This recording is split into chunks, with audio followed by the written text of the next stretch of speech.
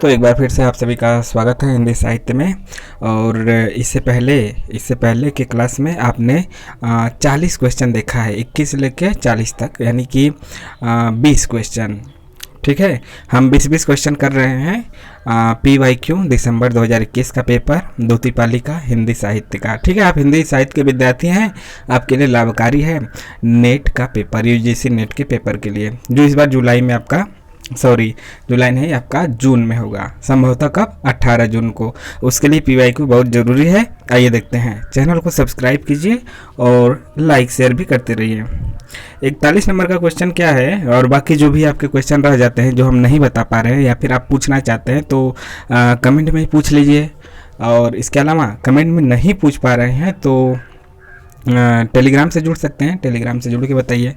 देखिए यहाँ पे है क्वेश्चन नंबर 41 आपके आंखों के सामने। क्या है, गोदान उपन्यास में वर्णित गांव कौन सा है? निम्नलिखित में गोदान उपन्यास में वर्णित गांव कौन सा है?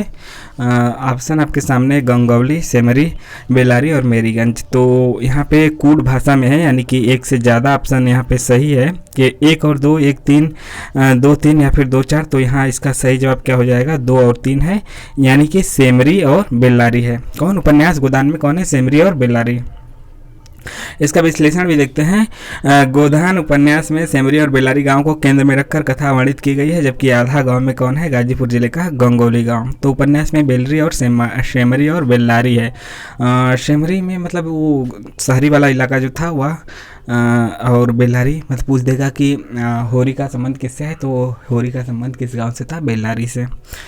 और आधा गाँव गाजीपुर जिले के गंगौली गाँव से संबंधित है। सैयद मुसलमानों की कथा का वर्णन किया गया है तथा महिला आंचल उपन्यास में बिहार राज्य के पूर्णिया जिले के मेरीगंज, दोनों बात याद कर रखिए। मेरीगंज दे देगा या फिर पूर्णिया जिला दे देगा, तो दोनों याद रखिए किससे संबंधित है, महिला आंचल से। क्वेश्चन नंबर 42 है आज का निबंध। 42 क्वेश्चन पढ़िए। आज का हिंदी निबंध साहित्य अधिकांश में आलोचना की ओर दौड़ा जा रहा है। क्या कहने का मतलब है, आज का हिंदी निबंध साहित्य अधिकांश में यानी अधिकांशतः आलोचना की ओर दौड़ा चला जा रहा है। आजकल आचार्यत्व की चाह रीतिकाल से भी कुछ बढ़ी चढ़ी है। यह किसका कथन है? तो यह कथन किसका है? बाबू गुलाब राय का। बाबू गुलाब राय। इस क्वेश्चन का विश्लेषण देखते हैं। हिंदी निबंध साहित्य के वर्तमान स्थिति को लक्ष्य करते हुए बाबू गुलाब राय ने उपर्युक्त कथन को कहा है। जबकि नंद किशोर नवल मुक्तिबोध मार्क्सवादी या फिर प्रगतिवादी आलोचक के रूप में प्रसिद्ध हैं, मलयज मूलतः कवि हैं। इनके आलोचनात्मक निबंधों के 2 संग्रह हैं। किसके? मलयज के। कौन कौन? कविता से साक्षात्कार 1979 का और संवाद और एकालाप 1984 का। साक्षात्कार 1979, संवाद और एकालाप 1984 का है। ठीक है, आलोचनात्मक निबंध संग्रह है। जो भी नेट के सिलेबस में लगे हुए हैं उनके सभी विधाओं को याद रखिए, वो किसी भी विधा में हो उनकी सभी विधाओं को याद रखना जरूरी है। ज़्यादातर क्वेश्चन आपका वहीं से मिल जाता है। क्वेश्चन 43 है कर रही। आज हम क्या देख रहे हैं? क्वेश्चन 41 से लेकर 60 तक 20 क्वेश्चन, भाग 3 है। कर रही लीला में आनंद, महाचिति सजग हुई सी व्यक्त, विश्व का उन्मिलन अभिराम, इसी में सब होते अनुरक्त। शिव की कौन सी 3 शक्तियों को महाचिति कहा जाता है? तो यह से क्वेश्चन पूछे जाते हैं। इसका सही जवाब क्या है? ऑप्शन नंबर सी है, इच्छा ज्ञान और क्रिया को महाचिति कहा जाता है। 3 शक्तियाँ कौन है? इच्छा ज्ञान और क्रिया, इसी को महाचिति कहा जाता है। क्वेश्चन 44 है निम्नलिखित में कौन सा तत्सम शब्द नहीं है? तो कौन सा नहीं है? यहाँ पे ऑप्शन नंबर डी तत्सम नहीं है। बाकी अग्नि, आज्ञा और भ्राता आपका तत्सम शब्द है।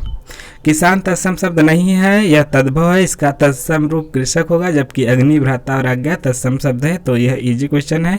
क्वेश्चन 45 है सूची 1 से सूची 2 को मिलाना है, यानी कि जो यहाँ पे उपन्यास के पात्र दिए हैं एक तरफ और एक तरफ उपन्यास दिया है कि कौन किस उपन्यास का पात्र है। देखिए महिला आंचल, गोदान, झूठा सच, परीक्षा गुरु, यह सभी के सभी आपके सिलेबस में लगा हुआ है। ठीक है, सिलेबस में लगे हुए हैं। तो इसके आंसर की तरफ हम बढ़ते हैं, क्योंकि सीधा देखते हैं जो आंसर है। देखिए लाला मदन मोहन परीक्षा गुरु के हैं, लाला श्रीनिवास के द्वारा लिखा गया है। परीक्षा गुरु। ठीक। इसके बाद राम किशुन बाबू कहाँ के हैं? मैला आंचल के। फणेश्वर नाथ है रेणु के द्वारा है। मंगल गोदान के हैं। जो प्रेमचंद का है। जुबेर झूठा सच के हैं। झूठा सच किसका है? यशपाल का है। क्वेश्चन नंबर 46 पे हम लोग पहुंच चुके हैं। 46 है, आज के व्यापक सामाजिक संबंधों के संदर्भ में जीने वाले व्यक्ति के माध्यम से ही मुक्तिबोध ने अंधेरे में कविता में अस्मिता की खोज को नाटकीय रूप दिया है। यह कथन किस आलोचक का है? तो यह कथन किस आलोचक का है? तो यह नामवर सिंह का है। किसका है? नामवर सिंह जी का। ऑप्शन यहाँ पे हाँ नामवर सिंह जी का है ना, यहाँ पे सही आंसर नामवर सिंह का है। और इसका विश्लेषण हम देखते हैं। अंधेरे में एक लंबी कविता है, आप जानते ही हैं। विभिन्न आलोचकों ने इसे विभिन्न दृष्टिकोणों से देखा है, जो इस प्रकार से है, यानी कि विभिन्न आलोचक के देख लेते हैं क्या कहा है। रामविलास शर्मा ने इसे अपराध भावना का अनुसंधान तथा और अच्छे जीवन की कविता कहा है। किसका है? रामविलास शर्मा का। अपराध भावना का अनुसंधान तथा और अच्छे जीवन की कविता। रामस्वरूप चतुर्वेदी क्या कहते हैं? अंधेरे में के लंबे खंडों में कवि की समस्या है समाज के उत्थान पतन और आंदोलन के बीच अपनी रचना के प्रेरक तत्वों का अभिज्ञान। रचना कैसे बाहर से अंदर आती है और फिर कैसे बाहर से दूर दूर तक परिव्याप्त हो जाती है। यह किसका कथन है? यह है आपका रामस्वरूप चतुर्वेदी का। फिर से देखते हैं क्योंकि यह सब कथन इंपॉर्टेंट हो जाते हैं। अंधेरे में नाम ही है, तो अंधेरे में के लंबे खंडों में कवि की समस्या है समाज के उत्थान पतन और आंदोलन, उत्थान है पतन है आंदोलन है के बीच अपनी रचना के प्रेरक तत्वों का अभिज्ञान। रचना कैसे बाहर से अंदर आती है और फिर कैसे बाहर दूर दूर तक परिव्याप्त हो जाती है। और बाकी इंद्रनाथ मदान ने इसे आत्म संशोधन का अनुसंधान कहा है। इंद्र मदान ने क्या कहा है? आत्म संशोधन का अनुसंधान कहा है। क्वेश्चन 47 है, निम्नलिखित में से किस कवि का उपनाम हितैषी है? तो इसका सही जवाब है जगदम्बा प्रसाद। तो किस कवि का उपनाम हितैषी है? तो जगदम्बा प्रसाद का है।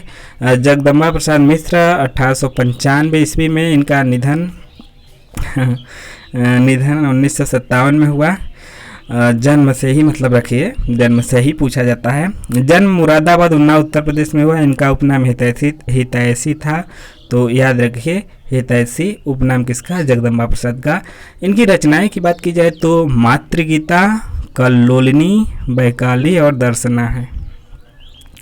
क्वेश्चन 48, भारतेंदु के प्रबंध निबंधकार कौन कौन है? तो इसका सही जवाब क्या है? ऑप्शन नंबर सी दूसरा और चौथा। दूसरा मतलब काशीनाथ खत्री और राधाचरण गोस्वामी। तो यही दूसरा और चौथा। देखिए भारतेंदु युग के प्रमुख निबंधकार कौन कौन हैं, जो क्वेश्चन है उसके हिसाब से हैं काशीनाथ खत्री और राधाचरण गोस्वामी। भारतेंदु युग के अन्य निबंधकारों की बात की जाए, दो तो पूछ दिया, बाकी भी तो पूछ सकता है। तो बद्री नारायण चौधरी प्रेमघन, प्रताप नारायण मिश्र, ठाकुर जगमोहन सिंह, अंबिका दत्त व्यास, राधा कृष्ण दास इत्यादि हैं। जबकि हिंदी के प्रथम संस्मरणकार कौन है? पद्म सिंह शर्मा है। इनकी प्रमुख रचना पद्म पराग है। कब की? 1929 की। क्वेश्चन 49 है, कौन सा तत्व 49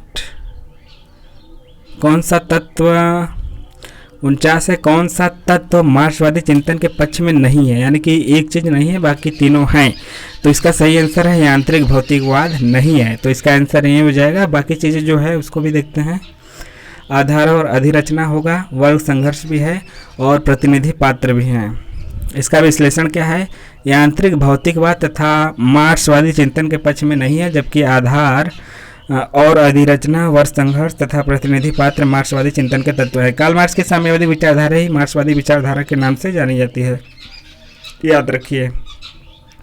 कार्ल मार्क्स की जो साम्यवादी विचारधारा है वही मार्क्सवादी विचारधारा के नाम से जानी जाती है। क्वेश्चन नंबर 50 है, तुलसीदास ने रामचरितमानस के उत्तरकांड में क्या प्रतिपादित किया है? तो इतना बड़ा है तो इसका हम सीधे क्या देखते हैं आंसर, ताकि जो सही चीज़ें हैं वही हमारे दिमाग में आए। कूट भाषा में है तो यहाँ पे तीसरा और चौथा ऑप्शन नंबर डी है। यहाँ पे डी है तो पहला और चौथा यहाँ पे सही है। जो कथन है पहला यहाँ पे आपको दिख रहा होगा ना, पहला है ज्ञान की अपेक्षा भक्ति सुसाध्य और आंसू फलदायनी है, यह बात सही है। और चौथा है कलयुग में लोग लोभ और स्वार्थ के वशीभूत होंगे और माता पिता तथा गुरु का अनादर करेंगे। यही बातें उत्तरकांड में सही है, दूसरा और तीसरा सही नहीं है। कलयुग में असंतों की संगीत लाभदायक होगी, ऐसी बात नहीं है। कलयुग में मनुष्य वर्ण धर्म और आश्रम का पालन करने वाले होंगे, यह भी बात सही नहीं है। देखिए इसका विश्लेषण बहुत ज़रूरी है, पूछा भी जाता है। छोटा ही रहने थे, दिखेगा कि नहीं ज़्यादा छोटा। देखिए ये थोड़ा बहुत कट भी रहा होगा तो आप आवाज़ सुन के समझ जाइए। देखिए गोस्वामी तुलसीदास ने रामचरितमानस के उत्तरकांड में ज्ञान की अपेक्षा भक्ति को कहीं अधिक सुसाध्य और आंसू फलदायनी कहा है, तथा कलयुग में लोग स्वार्थ के वशीभूत होंगे और माता पिता तथा गुरु का अनादर करेंगे। रामचरितमानस में तुलसीदास केवल कवि रूप में ही नहीं उपदेशक के रूप में भी सामने आए हैं। अतः कथन 1 और 4 दोनों सही है। रामचरितमानस को मानव समाज का दर्पण कहा गया है। इसमें कुल 7 कांड हैं। इन 7 कांडों का नाम पूछा जाता है। कौन? पहला कांड है बालकांड, पहला है बालकांड, दूसरा अयोध्या कांड, तीसरा अरण्य कांड और चौथा किष्किंधा कांड, पांचवा सुंदर कांड और छठवां लंका कांड है और जो 7वां लास्ट है उत्तरकांड है। तो बाल कांड, अयोध्या कांड, अरण्य कांड, किष्किंधा कांड, सुंदर कांड, लंका कांड और उत्तरकांड।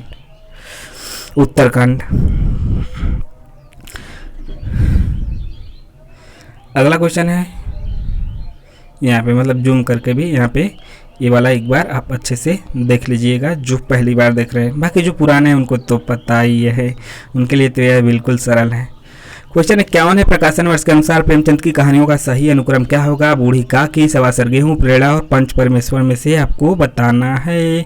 तो यहाँ पे सही जवाब क्या हो जाएगा? सही जवाब हो जाएगा ऑप्शन नंबर डी। पहले 3 आएगा यानी कि पंच परमेश्वर, फिर बूढ़ी काकी, उसके बाद सवासर गेहूं और प्रेरणा लास्ट में। इसका प्रकाशन वर्ष भी देखते हैं विश्लेषण में सबका जो है क्वेश्चन में।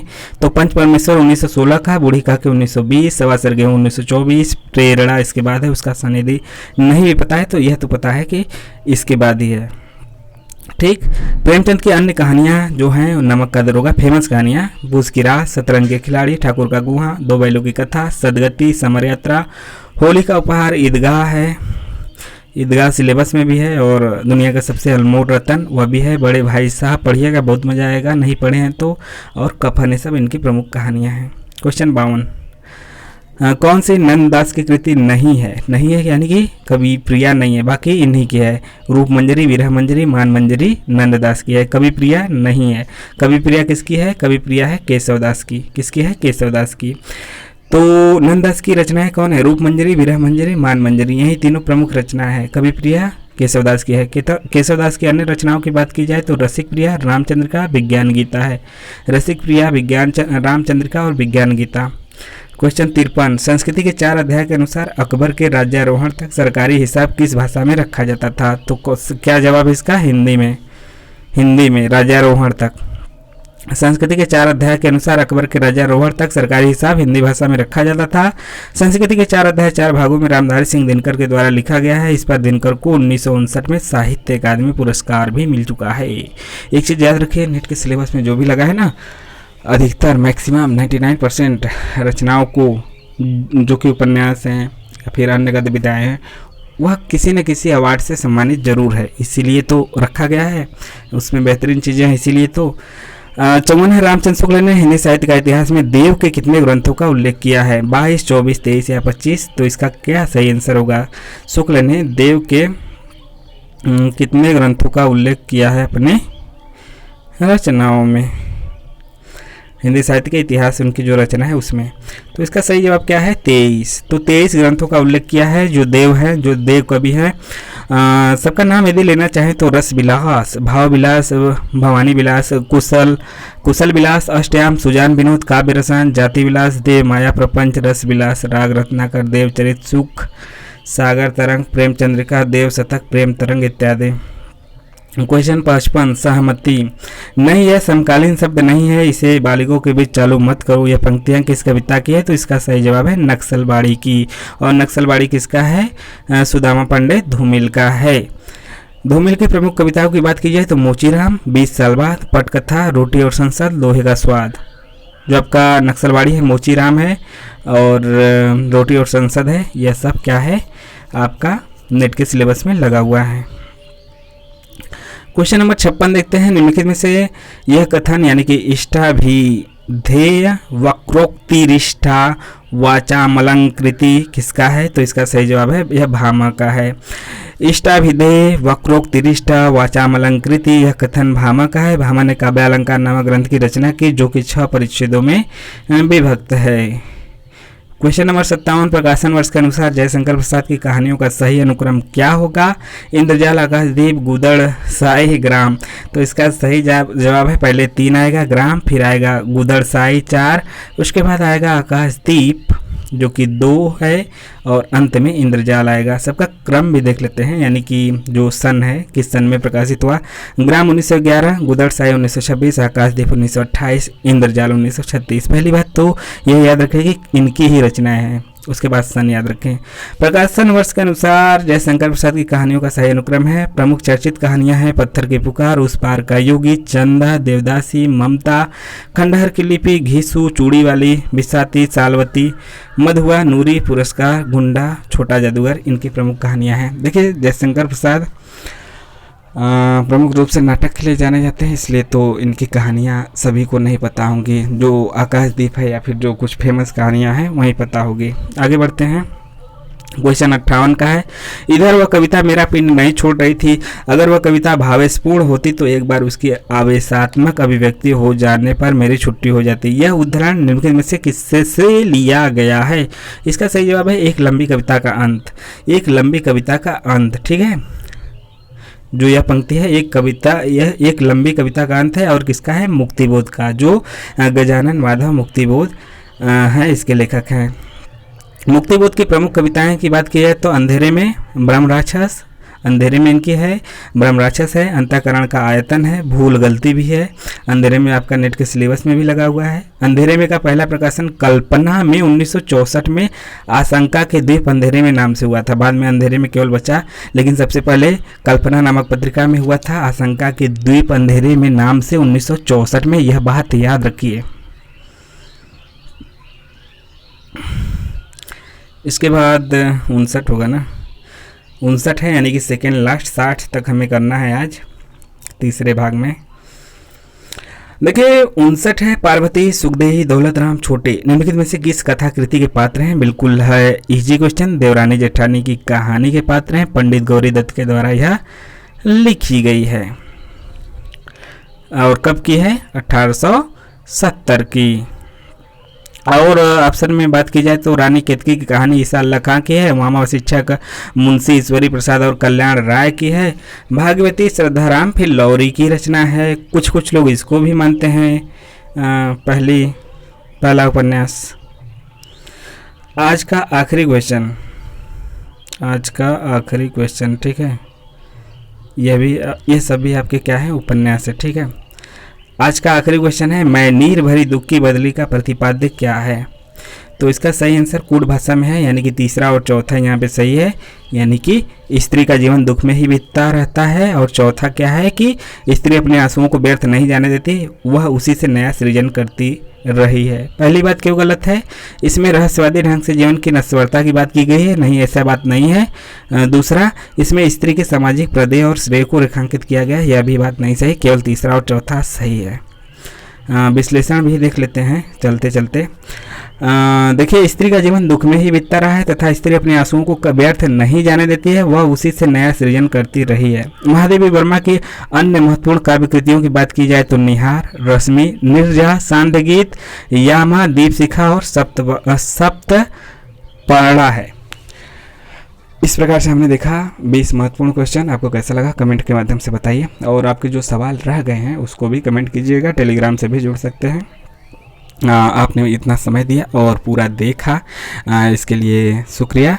और अपने सवाल पूछिए और चैनल को सब्सक्राइब जरूर कीजिए, लाइक शेयर भी करते रहिए। मिलते हैं नेक्स्ट वीडियो में। जय हिंद, जय भारत। आपका दिन शुभ हो।